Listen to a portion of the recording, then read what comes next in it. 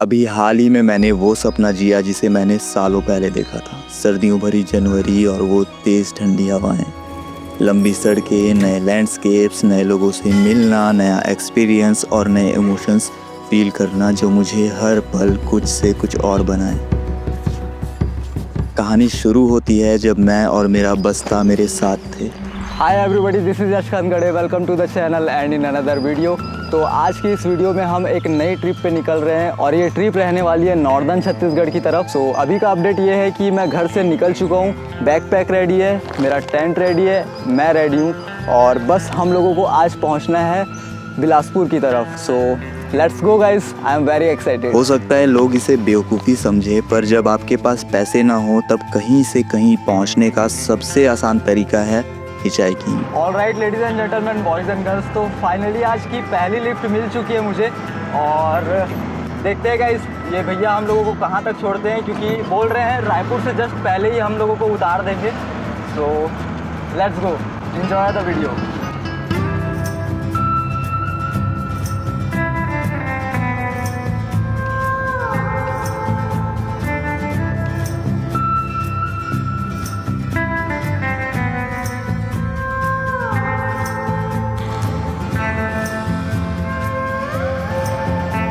दिन का तीसरा पहर बीतने को था जब मैंने इस सफ़र की पहली मंजिल पर कदम रखा।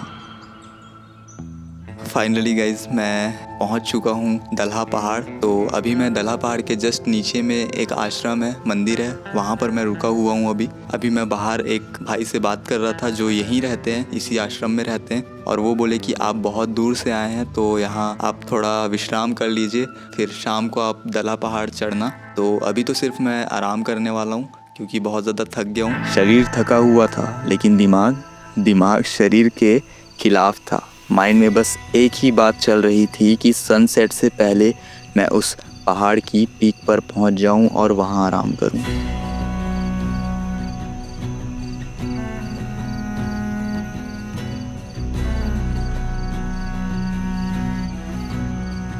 इस जंगल में मैं अभी अकेला हूँ, देख सकते हो आप लोग मेरे पीछे पूरा घना जंगल है। एक्चुअली ये पहाड़ है जिसमें ये जंगल पूरा बसा हुआ है और आई होप कि मेरी रात बहुत अच्छे से गुजरे इस पहाड़ पे, क्योंकि मैं आज नाइट स्टे करने वाला हूँ इस पहाड़ में। तो लेट्स कंटिन्यू। बिना रुके मैं इतनी तेज़ी से ऊपर चढ़ने लगा कि कहीं आज का सनसेट ना देख पाऊँ। ऊपर पहुंचकर मैंने देखा कि वहाँ ऑलरेडी लोग थे जो शायद सनसेट होने का इंतज़ार कर रहे थे। मैं भी वहाँ बैठा उस व्यू को एंजॉय करने लगा। प्लान के हिसाब से मैंने अंधेरा होने से पहले ही अपना टेंट लगा लिया था।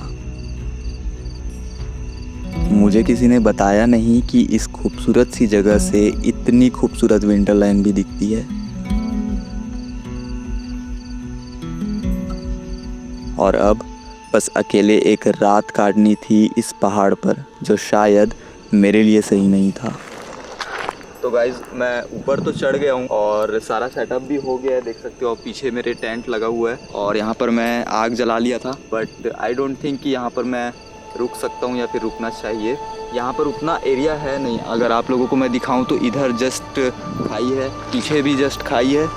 ये मेरे लिए भी सेफ़ नहीं रहेगा और ऐसे गलत इन्फ्लुएंस करना सही नहीं है। तो आई थिंक मुझे नीचे ही उतरना चाहिए। ये सब सारा सामान समेटना है और चलते हैं फिर। ज़्यादा रात हो उससे पहले ही मैं अपना सारा सामान लेकर नीचे आश्रम की ओर बढ़ने लगा। अगली सुबह का एहसास कुछ ऐसा था मानो ज़िंदगी ने मुझे जीने का दूसरा मौका दिया हो। वही चमचमाती धूप, ठंडी हवाएं और मंदिर में घंटियों की गूंज। आज रात मैंने इस आश्रम में गुजारा है और काफ़ी ज़्यादा ग्रेटफुल हूँ कि ये ट्रिप मैं सोलो कर पा रहा हूँ। 2 साल पहले मैं यहाँ आया हुआ था, तब मैंने सोच के रखा हुआ था कि यहाँ एक बार आना है और स्टे करना है। तो फाइनली इट्स हैपनिंग एंड आज सुबह की वाइब ना काफ़ी शानदार है। ठंडी ठंडी हवाएं चल रही है और काफ़ी अच्छा मौसम है। बस आज का प्लान ये है कि यहाँ से मुझे निकलना है रतनपुर की तरफ। वो भी काफ़ी ज़्यादा धार्मिक प्लेस है, काफ़ी ज़्यादा डिवाइन प्लेस है रेडी तो मैं हो गया हूँ, बस सूर्य देव थोड़ा सा और ऊपर आए तो यहाँ से मैं निकल जाऊँगा। आश्रम में लोगों के बीच सुरक्षित और सुकून भरी रात गुजारने के बाद अब मैं तैयार था अपने आगे के इस सफ़र के लिए।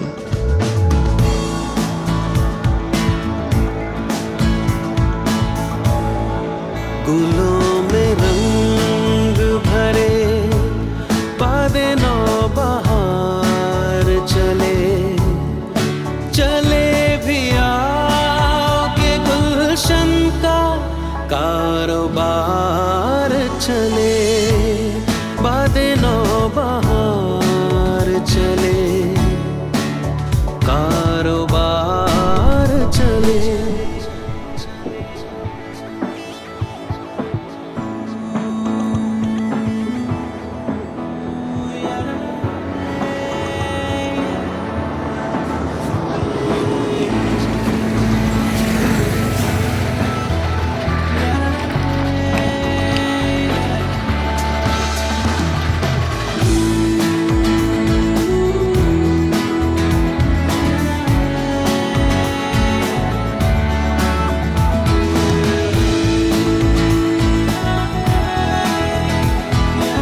ज़रूरी नहीं हर चीज़ वैसी ही हो जैसी सोची गई थी। मैं रतनपुर तो पहुंच गया हूं, बट रतनपुर में मैं स्टे नहीं करूंगा। यहाँ से मैं कोटा जाने वाला हूँ। कोटा यहाँ से समथिंग 15 किलोमीटर दूर है। तो वहाँ सूरज भैया है, और ये सूरज भैया कौन है वो आप लोगों को वहाँ जाकर पता चलेगा। मंजिल छोड़कर जिनके पास मैं जा रहा था ये वो शख्स थे जिन्होंने मुझे पहली बार कैंपिंग करना सिखाया था और समझाया था कल्चर और नेचर के बीच का रिश्ता। शायद हम 2 साल बाद फिर से मिल रहे थे और ये ज़रूरी था कि कुछ यादें ऐसी बनाए जो शायद हर एक एडवेंचरर अपने मेंटोर से मिलने पर बनाता। तो कैसा फील कर रहे हो? इतना मुश्किल से हम लोग लकड़ी ढूंढ करके पहले तो लोकेशन ढूंढे, लोकेशन से पहले खाना ढूंढे, खाना मिलने के बाद लोकेशन ढूंढे, लोकेशन ढूंढने और लकड़ी ढूंढे और लकड़ी ढूंढने के बाद ये बोनफायर हो रहे हैं।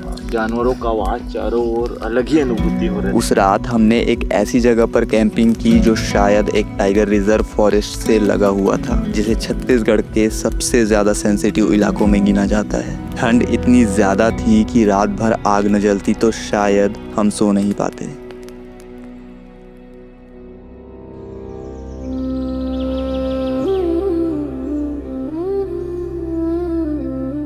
आज हम लोग नाइट कैंपिंग किए हुए थे अचानक वहाँ टाइगर रिजर्व में। फॉरेस्ट जोन है दोस्तों ये, लेकिन रात में तो कुछ जानवर वैसे तो हमें पता नहीं चला। आवाज़ आ रहा था लेकिन बहुत ही डरावना टाइप का था आवाज़ जो है। वहाँ कुछ वक्त बिताने के बाद मुझे वापस उसी जगह पर पहुँचना था जो इस ट्रिप की दूसरी मंजिल थी। पता नहीं इस जगह में ऐसा क्या था जिसकी वजह से शायद मैं खुद में ही खो गया था। मैंने ऑन कैमरा ना कुछ कहा ना ही कुछ कहने की कोशिश की। मैं बस वहाँ की हर एक खूबसूरत एनर्जी को अपने कैमरे में कैद कर घर ले जाना चाहता था।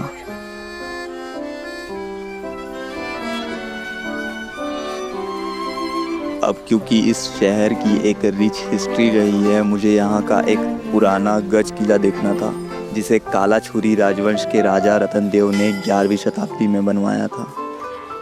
कुछ ऐसे शहरों की शाम आपको रोके रखती है, मगर इस सफ़र में आगे बढ़ते रहना ज़रूरी था।